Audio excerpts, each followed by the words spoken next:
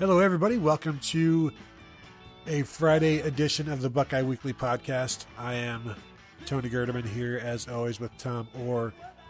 Tom, we are one day away as we record this from the Michigan game. Ohio State, say a few days ago, it was like a 4.5 point underdog. Who's to say where they are right now? But it's just good that we're so close to it. We've done a lot of shows this week, and we appreciate everybody for listening and putting up with us and all of the feedback. But it's here. I mean, once you get to Friday of Michigan week, I mean it's here because it's not just game day Saturday.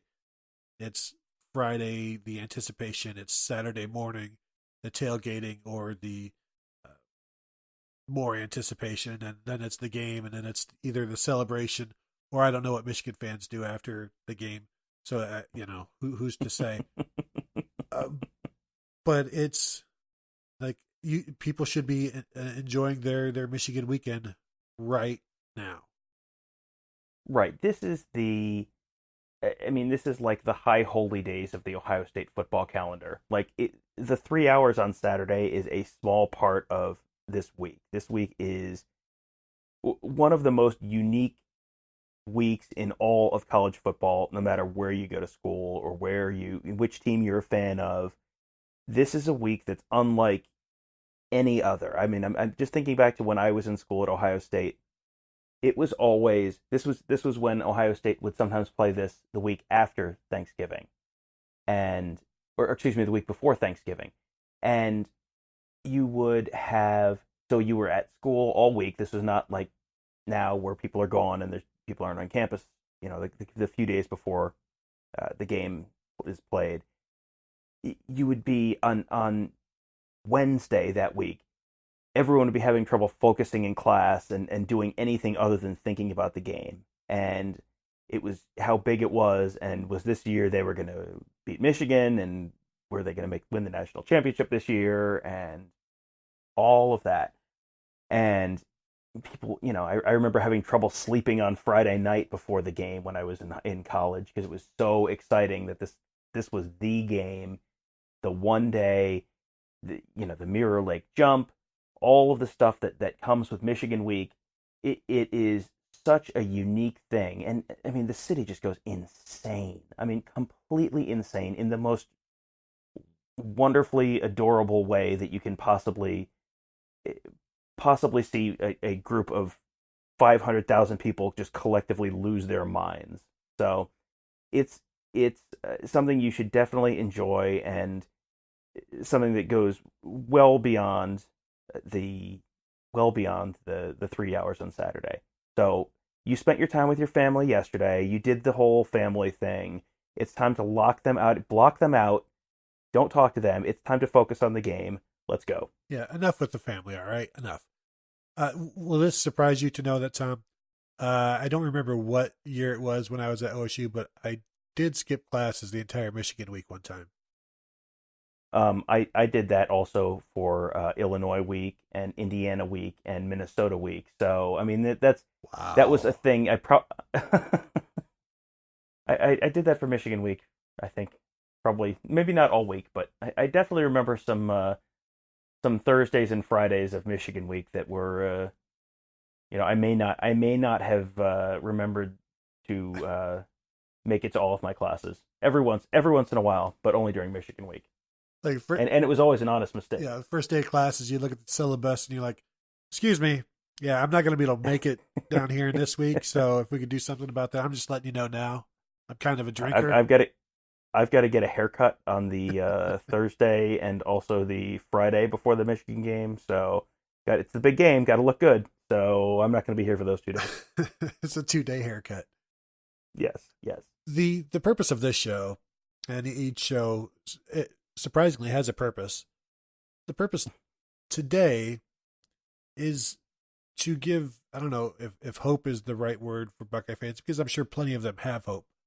It's to talk about the realistic possibilities that Ohio State can win this game, even though they are considerable underdogs and nobody nationally expects them to win. And you see what they've done against lesser teams this year, and they have not looked great. They've come away with wins most of the time. But now if they're playing a team that is probably as good as they are, if not better, how will things go? But there are reasons for Buckeye fans to have hopes that they will once again beat Michigan for the 16th time in 18 years. Yes. And so we can go down and talk about the different ways. First though, like even aside from offense or defense, it's a home game for Ohio State. Urban Meyer is on the sidelines. We know what he does against his rivals. So those two things right there, and every year, like you go through the schedule, and in this game, generally, like whichever way you initially lean, whichever team has the home game. Ohio State is the home team this year. That is an advantage. Urban Meyer against rivals, and really everybody, except for maybe Purdue, is an advantage. Is Urban Meyer this year an advantage? You know, it's been a tough year for everybody. It's been a tough year for the team. You know, that may be another question. But having the game at home, Tom, is the first of many things that if Ohio State can do this, they have a chance to win. Well, we know they can have this game at home because the game has already been booked. I don't know if you know that. I do believe I saw that on the schedule as a home game, which is good because I don't really feel like getting in the car and driving up 23 again. We just did that a couple weeks ago, so that's already some good news. If you're looking for more good news, Ohio State SID Mike Bassford put out a tweet this week with some really good information. Meyer is 26-3 in his career in rivalry games. So I assume it's not defined here, but I would assume that's Ohio State versus Michigan, Florida versus Georgia, Florida versus Florida State, Utah versus BYU, Bowling Green versus Toledo, just going back all the way through his career. Florida, Tennessee, probably. Too? I don't know. We can ask Mike on Saturday. I do like the fact that we've mentioned all these speculative rivalries. Neither of us brought up Ohio State, Penn State. Wonder why? Who's to say? It's Who is to say, really? 20. I mean, almost however you want to define that. 26-3 that's remarkable. That is a rival is theoretically a team that should be at least kind of on somewhat even footing with you, and it has 26-3 is nope, you are not on even footing in any way. And the other thing is, Urban Meyer has been. This is only I think the 6th or 7th time Urban Meyer's been an underdog at Ohio State. He's never lost a game as an underdog, and he said on Monday that, I don't think I'm going to mention that to the team. That's not something we really need to think about this week.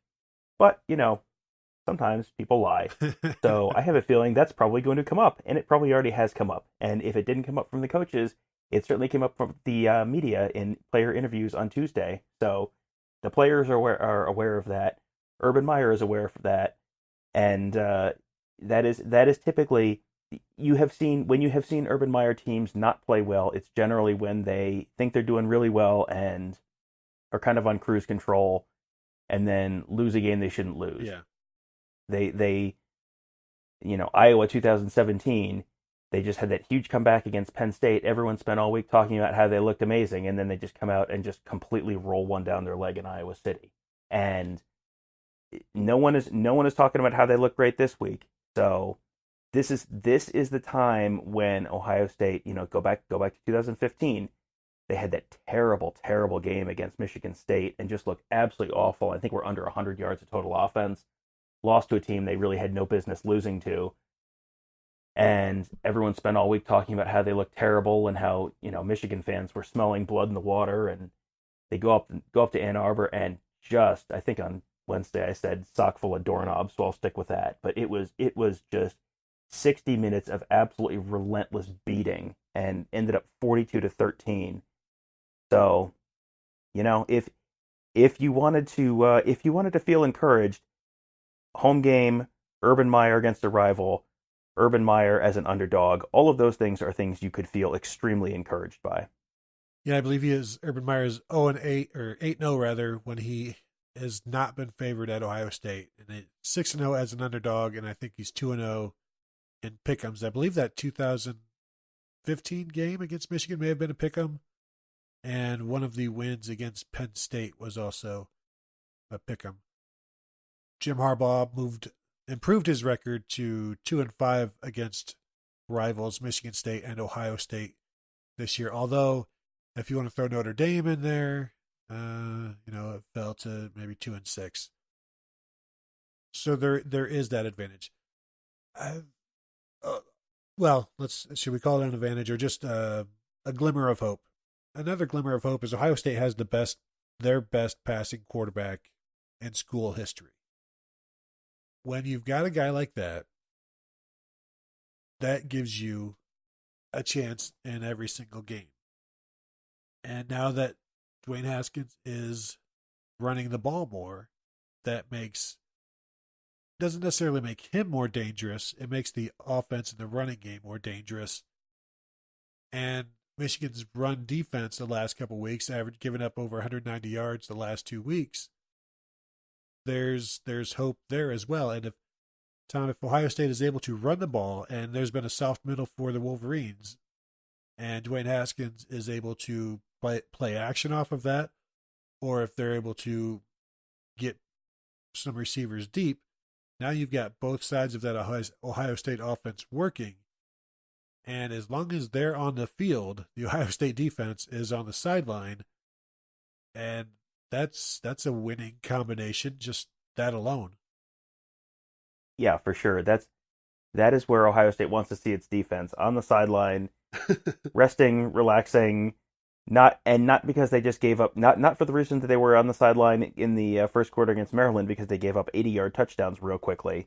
That's if they can run the ball, move the ball down the field, keep Michigan's offense on the sideline, that would make a huge difference. It is, I think, going to be based on getting the run established. And you talked a little bit about the Rutgers and Indiana games and how those teams were able to run it on Michigan.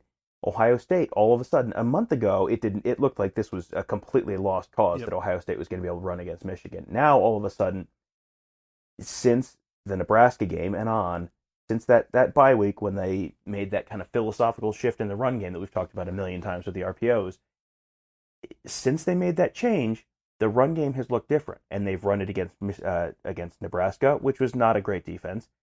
They ran it against Michigan State, which is one of the best run defenses in the country, and they didn't run it great. I think they were around 3 3/4 yards per carry, something like that. I think they were under 4 yards per carry, which is not ideal, but that's a reasonable rushing total.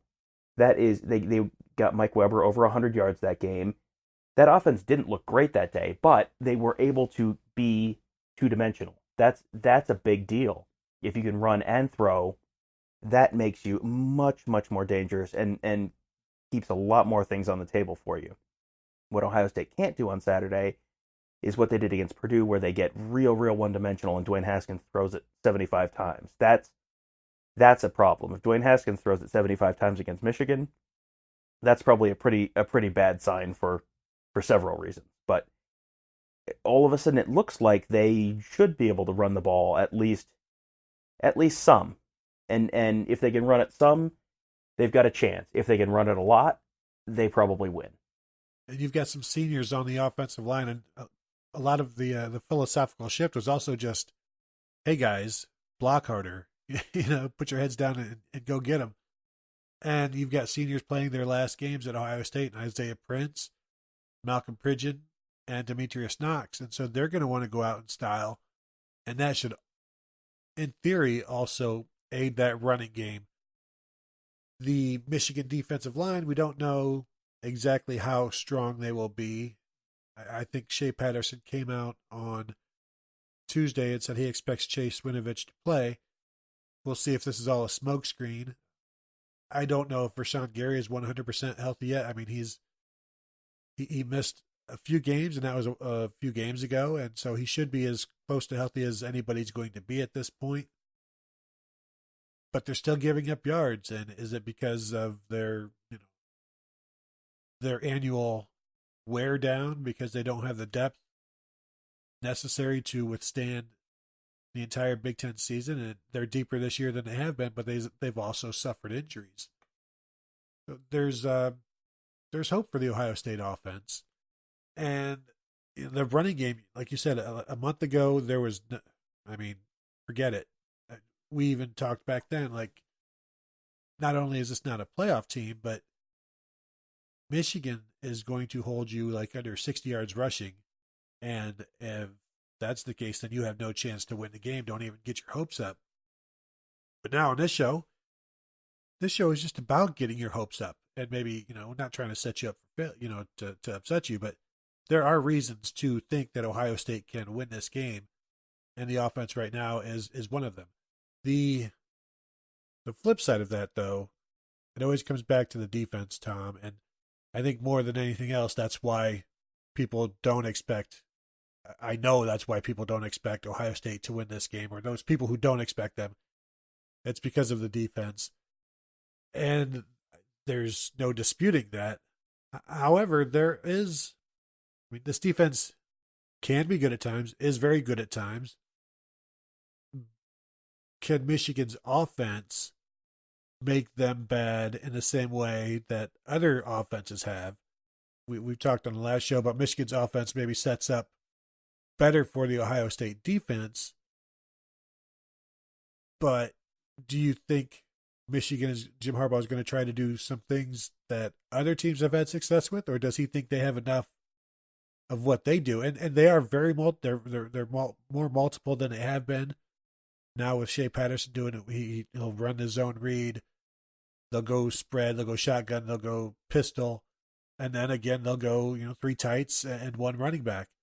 So they do. They're very multiple. But do you expect to see him maybe try to get outside of his comfort zone in order to get outside of Ohio State's comfort zone? I think he certainly has shown more willingness to do that this year than he has in previous years, and we talked a little bit about that on the Thursday show. I think that some of that is just he has a quarterback this year that has earned and probably deserves more of his trust than he has in a number of years in the past when he has been a little more conservative.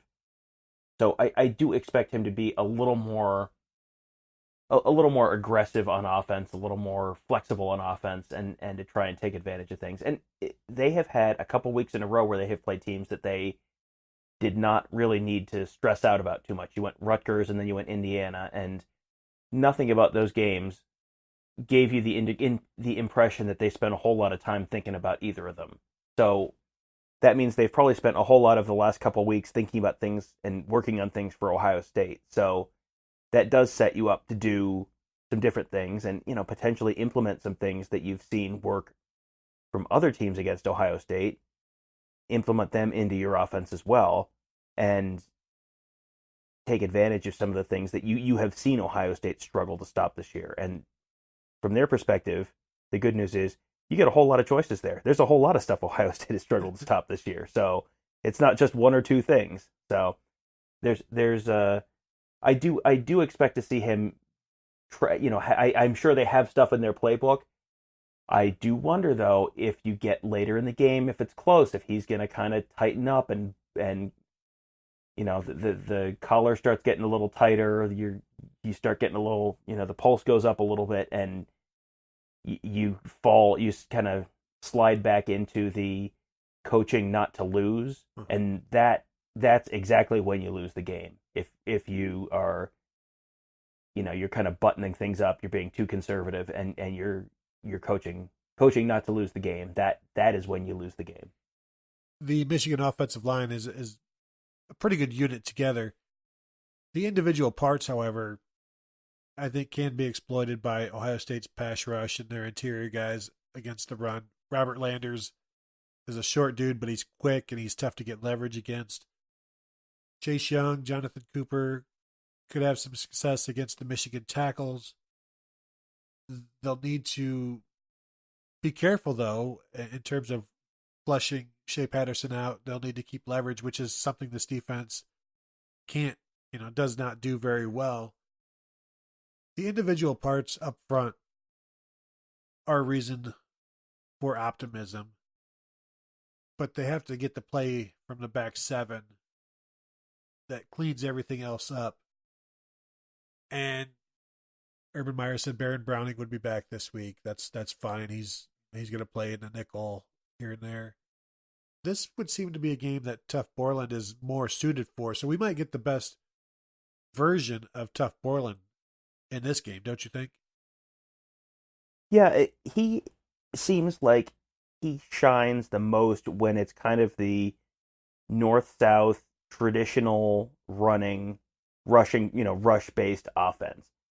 He kind of came to the attention of Ohio State fans last year when he had 10 or 12 or something like that tackles in the Army game, because all he was doing was run up in the A-gap, hit the fullback every time. He is extremely good at that. You don't want him chasing wide receivers or tight ends across the field. If he's just trying to run up into a gap, especially send him up in the A-gap, stop that running back. That's the kind of offense where he excels.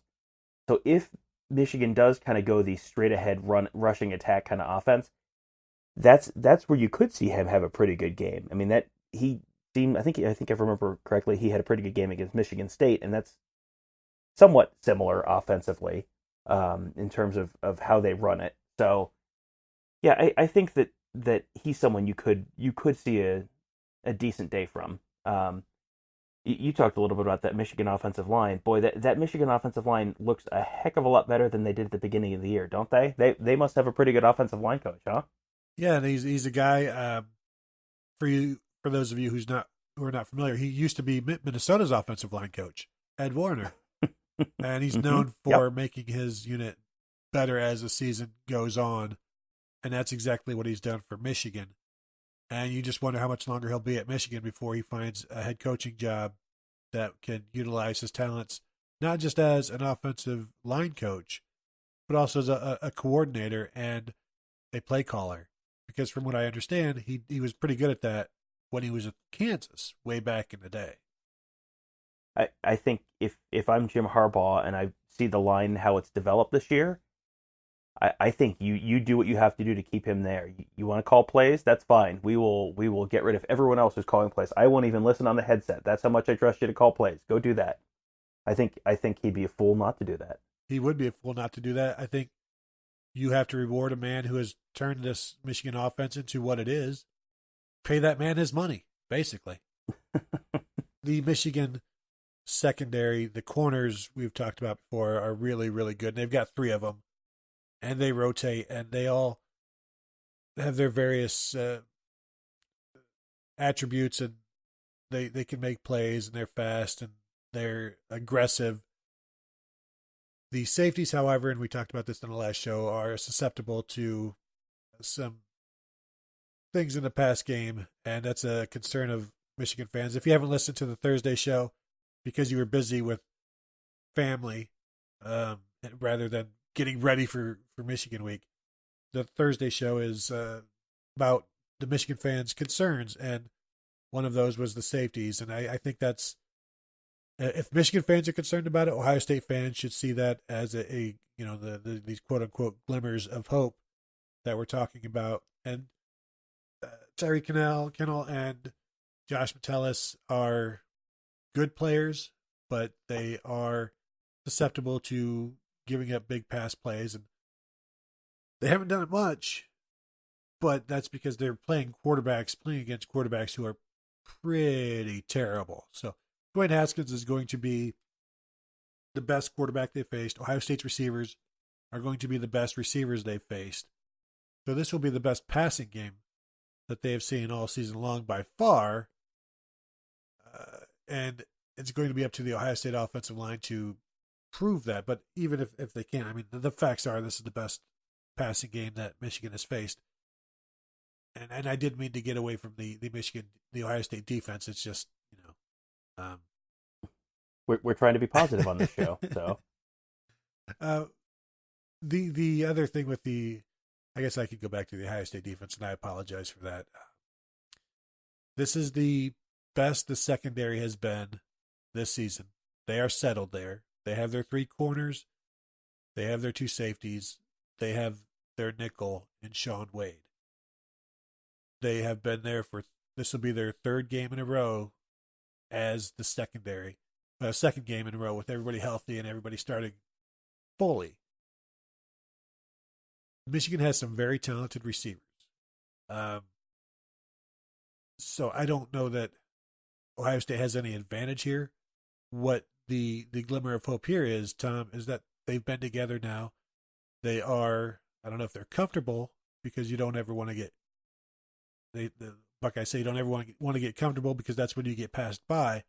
But they all seem to know what they are doing. They know what is being asked of them, and they are comfortable with doing those things. And that is on the back end of the defense. That's something that you need to have, and it's something that they haven't had all year until very recently, if they even have it now. They are at least closer to having it now than they have been at any point during the season, for sure. I think Ohio State fans, while they're not confident in the back 7 of the defense, are probably more comfortable with it than they have been most of the year, because you've at least seen a little bit of success recently. I mean, the Michigan State game certainly looks like an outlier at this point, in between the Nebraska game where they gave up a decent amount of yards and a decent amount of points, and the Maryland game when everything was on fire everywhere. But there is at least reason to think that this is getting better, and that there are matchups here that are favorable. And yeah, I mean, this defense would look a lot better if Nick Bosa was still rushing off the edge, and then all of those defensive backs have to cover for half a second less, and you're potentially blowing up plays in the backfield before they have a chance to get started. So yeah, it would look a lot better if you still had Nick Bosa out there. But since he left, this is probably the best this team has looked on defense. Not last week, but what you saw last week may not have as much carryover to this week as it it may seem on the surface. Schematically, Maryland and Michigan are not particularly similar offenses. Personnel wise, they're not, they're similar, but they're not completely, they're not identical by any means, and they go about doing things in a different way. And last week, Matt Canada was calling plays, and I think Matt Canada was basically throwing everything he had at that game to try and win it. Jim Harbaugh, maybe he'll do that, and if he does that, that's probably to Michigan's advantage. But there's not a guarantee that Jim Harbaugh is going to be willing to just completely throw everything at this. He may. Matt Canada knew he could not just sit back and let his defense try and win the game for him. Jim Harbaugh may be tempted to do that. That would be an extremely Bo Schembechler disciple thing to do. So if he does, that's another thing that would help Ohio State's defense a good amount. And maybe he does and maybe he doesn't, but there's reason to think that could be where he is kind of mentally at some point in the second half on Saturday. And being on the road, you might be more prone to being conservative as well, because you don't want to get the crowd into the game, or you don't want to give them reason to get excited and then get the Buckeyes back into the game. So you try to maybe play it as safe as you can, but you can only play it safe for so long if Ohio State's defense is moving the ball and Michigan's offense isn't.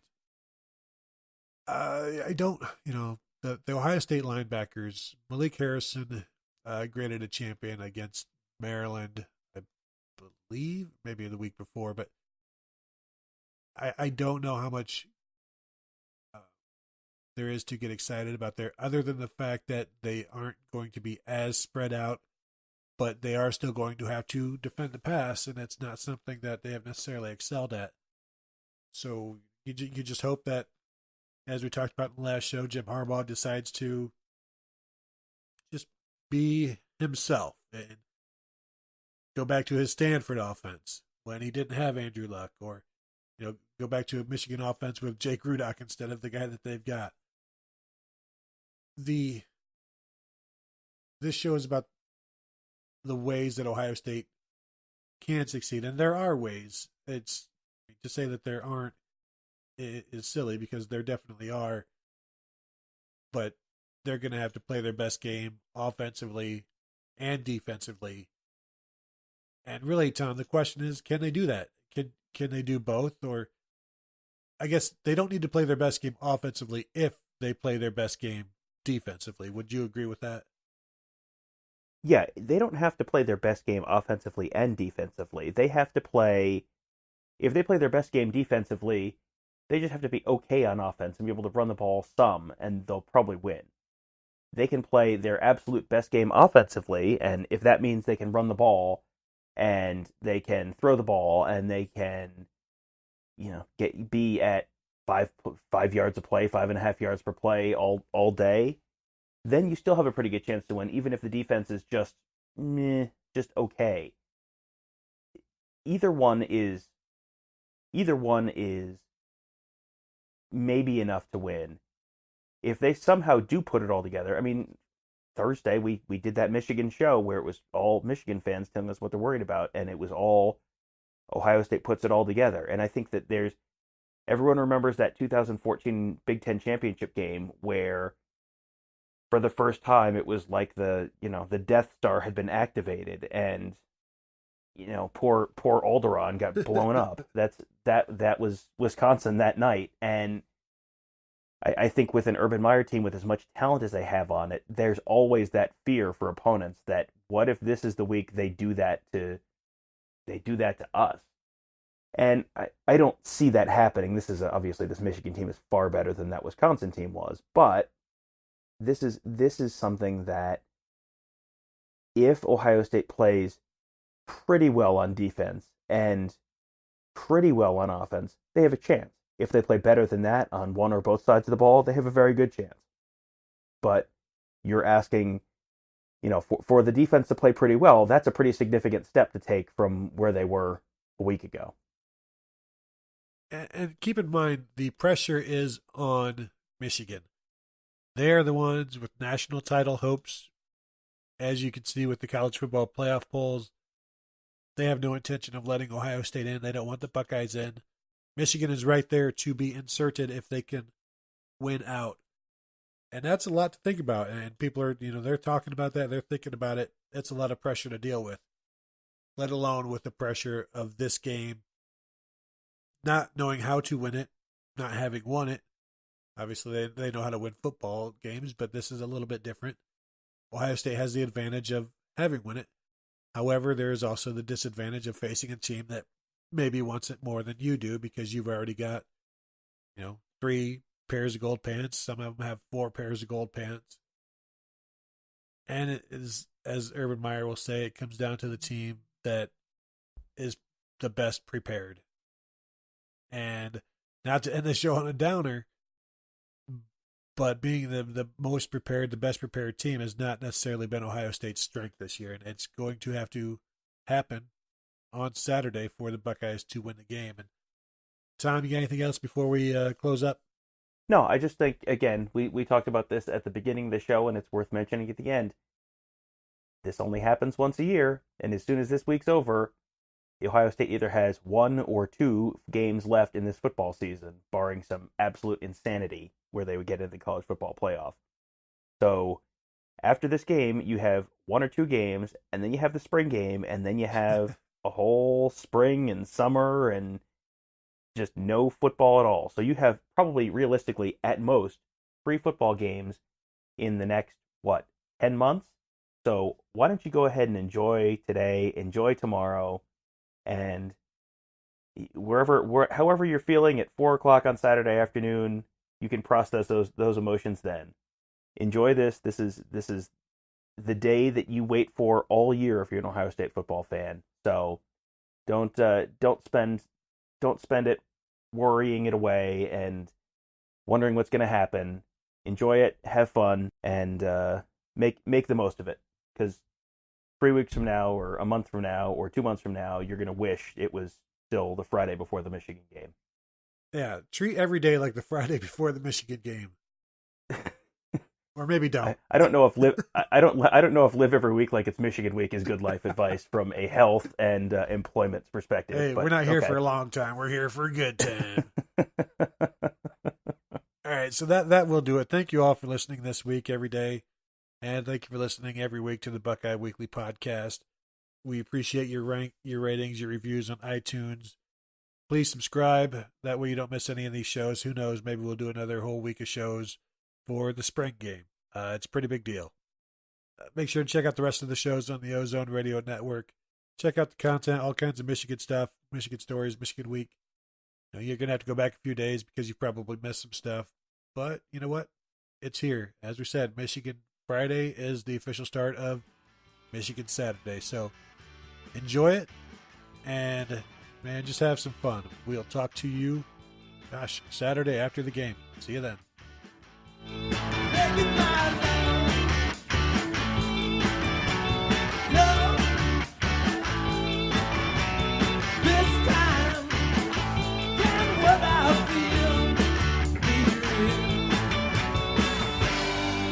She threw away the motel key.